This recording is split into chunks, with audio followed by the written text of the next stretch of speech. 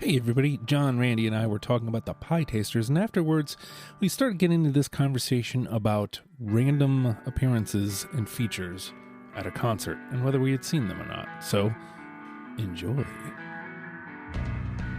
They're kind of like I think they're more of like a jammy kind of band. Yeah, Okay. they were popular like '04, '05, '06.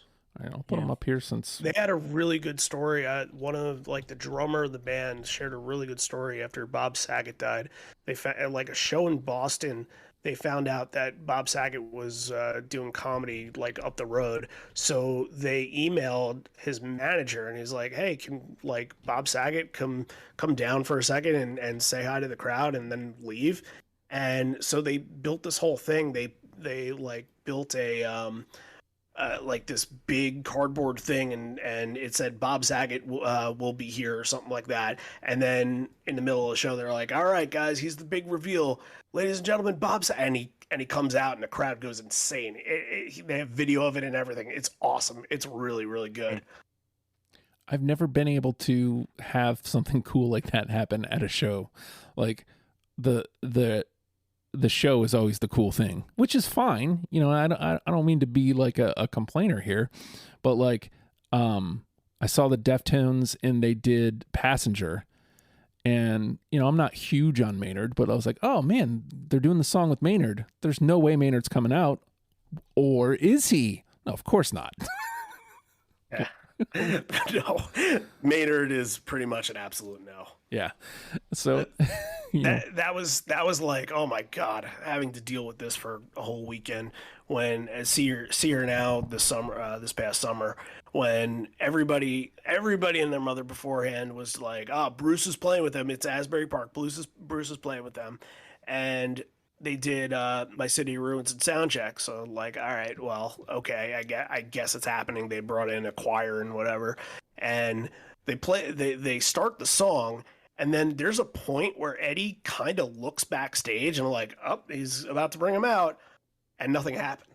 So just yeah, sometimes like, and it was okay that it didn't happen. Like if it did, then Pearl Jam's not the story anymore. Bruce is the story. yeah, that's true. So But I mean, speaking of Pearl Jam, like thinking of Pearl Jam, Smashing Pumpkins, Beck, at least those three for sure. Like in the mid '90s, if you went to any of those shows, the fact that Jimmy from the Frogs could come out at any point, like yeah, man, that would have been cool. And I think just after Dennis died, Jimmy came out and did some songs with Eddie, didn't he? I might be wrong about that. yeah, I don't know. I know there was a show that we did on the pod that Dennis passed away the night before. They were in Europe somewhere. I can't remember the place. Uh, oh, I do remember the place, Copenhagen, 2012. And was it later than 2012? I had whatever. I don't know. So yeah, so Dennis passes away the night before, and he gives this whole speech, and he tells the story about Smile and everything like that, and then they play Smile, and I guess they hadn't played it in a while, and it just sounded awful, and I kind of in my mind I'm like, that's very fitting. That's very fitting for this. Yeah.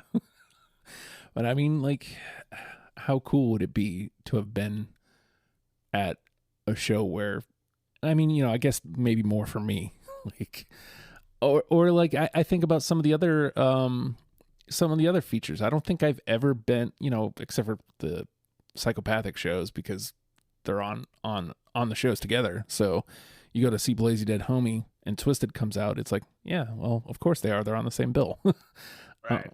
But I can't think of a point where I got shocked like that.